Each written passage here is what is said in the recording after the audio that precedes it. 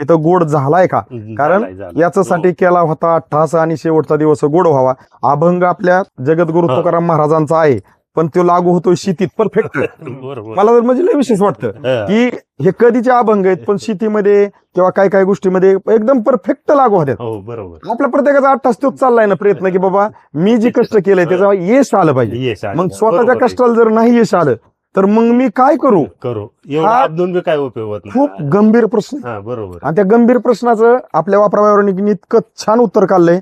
मला तर एक असं वाटतं बरं का, की म्हणजे आम्ही इतकं फिरत असताना की मी इतरांबद्दल काही बोलत नाही, मी टाळतच असतो, की वापरावरणिकला जे जे शेतकरी स्वीकारतील ना ते खूप खूप भाग्यशाली असतील. मी असं का बोलतो, बऱ्याच व्हिडिओमध्ये बोललोय आणि अजून पण बोलतोय, की तुमच्या कष्टाला न्याय वापरावरणिक देणारे आहे. कारण विषय कसा आहे बघा, कुठलीही गाडी असू द्या, गाडी सर्व्हिसिंग करायच्या अगोदर आवरेज देत नाही बरं का. नाही. आणि सर्व्हिसिंग केली की मनानेच आवरेज. गाडी कुठली टू व्हीलर असो, फोर व्हीलर असो, नाही तर मी म्हणतो आपल्या रानात आपण ट्रॅक्टर मशागतीसाठी वापरतो ते असो, ज्यावेळेस आपण सर्व्हिसिंग करतो त्यावेळेस चालताना तो मोकळा चालतो आणि आवरेज पण चांगलं देतो आणि कुठलाच नाही. तसं आपण शेती करत असताना जर शेती आपण ज्यावेळेस थोडक्यात एखादा चांगला रोड आहे प्लेन, आणि त्या प्लेन रोडला सारखा अर्धा किलोमीटरला गतिरोधक आहे, आपल्याला ते गतिरोधक माहिती नाही, आणि आपण अनोळखी रोडनी चालताना गतिरोधक अचानक त्या गतिरोधकला पट्टी बी मारलेली नाही. बरोबर. आपली गाडी सारखी आपटती, त्या गाडीत कोणतरी बसलेले आपल्यासारखं अहो गाडीने ठाणा घे, अहो गाडीने ठाणा घे, म्हणजे आपल्याला ते सांगतात. कारण अचानक गतिरोधक दिसले ब्रेक बी दाबता येत नाही, मग गाडी आपटती. गाडी आपटताना आतमधले पण सांगत आहेत काय, अहो गाडीने ठाणा घे, बरोबर. अहो साहेब अहो गाडीने ठाणा घे, मागचं काय थोडं विचार करता का नाही, तुम्हाला नीट बघून हाना घे अजून वरण. तसंच शेती करत असताना ज्या वेळेस शेतकऱ्याला अनेक समस्यांना सामोरे जावं लागतं, म्हणजे व्हायरस असन, मर असन, तुटळे असन, प्लॉट खालीवर असन, वय खात असन, टेम्परेचरला बळी जात असन, त्यावेळेस हे गतिरोधक मधले जे काय आहेत, हे आपले शेजारी मित्रमंडळी जे काय, त्यांना काय असं वाटत नसतं की बाबा आपलं वाटोळ झालं चांगलं, पण विषय काय त्यांच्या नजरेला जे दिसतं ते बोलत असतात. अहो साहेब तुम्ही महिना झालं, 4 महिने झालं, 3 महिने झालं, 2.5 महिने झालं, 6 महिने झालं, अहो तुम्ही केळीला सगळं देताय, मग केळी का उचला नाही?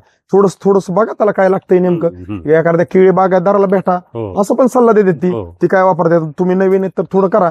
पण ह्यांचं ते सल्ले का असतात की त्यांना पण वाटतं की याला आपला माणूस कष्ट करून वाया चाललाय. बरोबर आहे ना. मग फक्त हे आपण व्हिडिओ का काढतो, की व्हिडिओ ही एक प्रेरणा आहे.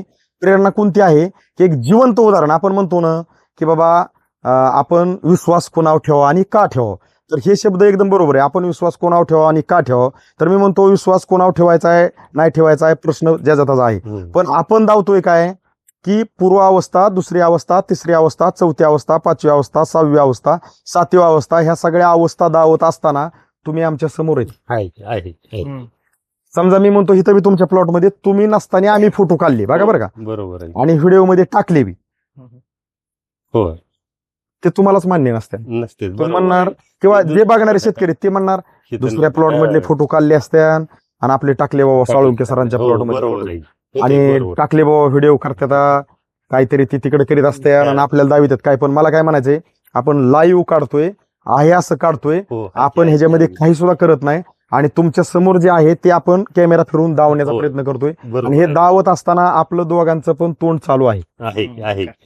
आता बरेच व्हिडिओ कसे असतात हे मी सांगतो थोडस. मी तो कॅमेरा फिरत असतो, म्हणजे कुठल्या तरी प्लॉट मध्ये त्यांनी फिरवलेला असेल, कुठं फिरू द्या किंवा त्यांचं ओरिजिनल बी असू द्या, आपल्या काय नाही, तो कॅमेरा फिरत असतो.